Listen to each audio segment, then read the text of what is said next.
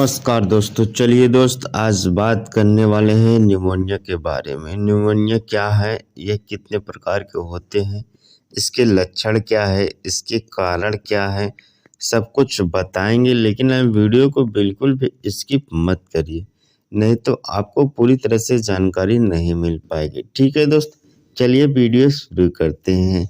ये देखिए निमोनिया क्या है, उसके बारे में आपको थोड़ा सा बताऊंगा। निमोनिया एक संक्रमण है जो एक या दोनों फेफड़े के वायु के थैले को द्रव या मवाद से भरकर सुझा देता है। इसमें बलगम या मवाद वाली खांसी, बुखार, ठंड लगना और सांस लेने में तकलीफ हो सकती है। निमोनिया साधारण से जानलेवा हो सकता है। यह शिशुओं, युवाओं, बच्चों, 65 वर्ष से अधिक उम्र के लोगों में, स्वास्थ्य समस्याएं वाले लोगों को या कमजोर इम्यूनिटी वाले लोगों को ज्यादा हानिकारक पहुंचाता है।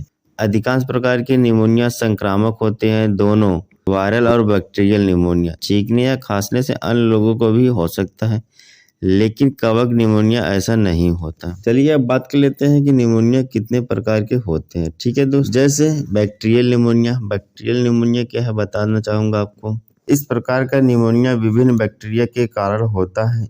इसमें सबसे सामान्य स्ट्रेप्टोकोकस निमोनिया है। यह आमतौर पर तब होता है जब शरीर किसी तरह से कमजोर हो जाता है, जैसे कि बीमारी, पोषण की कमी, बुढ़ापा, शरीर की इम्यूनिटी की समस्या, जिसमें बैक्टीरिया फेफड़े में चला जाता है। बैक्टीरियल निमोनिया सभी उम्र को प्रभावित कर सकता है, लेकिन अगर आप शराब पीते हैं, धूम्रपान करते हैं, कमजोरी है, हाल ही में आपकी सर्जरी हुई है, आपको श्वसन रोग या वायरल संक्रमण या आपकी प्रतिरक्षा प्रणाली कमजोर हो, तो आपको निमोनिया होने की चांसेस ज्यादा रहते हैं। ठीक है दोस्त, ये देखिए वायरल निमोनिया भी होता है। वायरल निमोनिया क्या है? इस प्रकार का निमोनिया इन्फ्लुएंजा या फ्लू सहित विभिन्न वायरस के कारण होता है। यदि आपको वायरल निमोनिया है तो आप बैक्टीरियल निमोनिया होने की अधिकांश संभावना बनती है। Mycoplasma pneumonia. माइकोप्लाज्मा निमोनिया क्या है? इस प्रकार के निमोनिया में कुछ अलग लक्षण होते हैं, इसे एटिपिकल निमोनिया कहा जाता है। माइकोप्लाज्मा निमोनिया नामक जीवाणु के कारण होता है। यह आमतौर पर हल्के परंतु बड़े पैमाने पर निमोनिया का कारण बनता है, जो सभी वायु समूहों को प्रभावित करता है। Aspiration pneumonia. एस्पिरेशन निमोनिया क्या है? इस प्रकार के निमोनिया किसी भोजन, तरल, गैस या धूल से होता है। यह निक्रोटाइजिंग निमोनिया,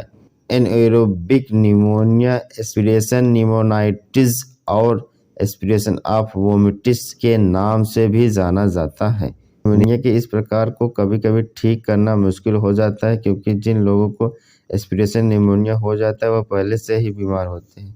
फंगल निमोनिया।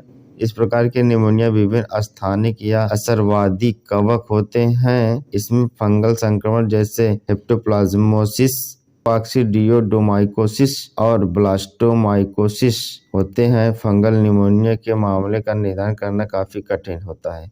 तो बात कर लेते हैं इसके लक्षण क्या है। ठीक है दोस्त, निमोनिया के मुख्य लक्षण खांसी है, बलगम, खांसी, बुखार, सांस लेने में कठिनाई, तेजी से सांस लेना, सीने में दर्द, बेचैनी, भूख कम लगना, तेज से सांस लेना, उलझन, कमजोर, कम रक्तचाप, खांसी में खून आना, धड़कन तेज होना, मतली, उल्टी। कुछ लोगों को सांस लेते समय छाती में दर्द होता है, इसलिए हो सकता है कि फेफड़े के पतले बाहरी आवरण में संक्रमण और सूजन हो सकता है, जो आपके फेफड़े को आसानी से काम करने में अवरुद्ध करता है। निमोनिया के लक्षण अक्सर अन्य छाती में संक्रमण जैसे ब्रोंकाइटिस के समान होते हैं। चलिए बात कर लेते हैं इसके कारण क्या है। कई प्रकार के जीवाणु से निमोनिया हो सकता है। ज्यादातर मामलों में निमोनिया करने वाले जीव जैसे कि बैक्टीरिया या वायरस का पता परीक्षण से भी नहीं लगा पाते, लेकिन आमतौर पर इसकी वजह स्ट्रेप्टोकोकस निमोनिया होता है। माइकोप्लाज्मा निमोनिया की वजह से होने वाले माइकोप्लाज्मा निमोनिया कभी कभी हल्का होता है और इसे वॉकिंग निमोनिया भी कहा जाता है। इन्फ्लुएंजा, फ्लू वायरस और रेस्पिरेटरी सेंसियल वायरस जैसे वायरसों से भी निमोनिया हो सकता है। जिन लोगों को इम्यूनिटी कमजोर रहता है उन्हें निमोनिया अन्य जीवों के कारण भी हो सकता है, जैसे न्यूमोकास्टिस ज़ूरोसी एक फंगल अक्सर उन लोगों में निमोनिया का कारण बनता है जिन्हें एड्स है। कुछ डॉक्टर HIV परीक्षण की सलाह दे सकते हैं यदि उन्हें लगता है कि निमोनिया होने के कारण निमोकाइटिस जीरोची है।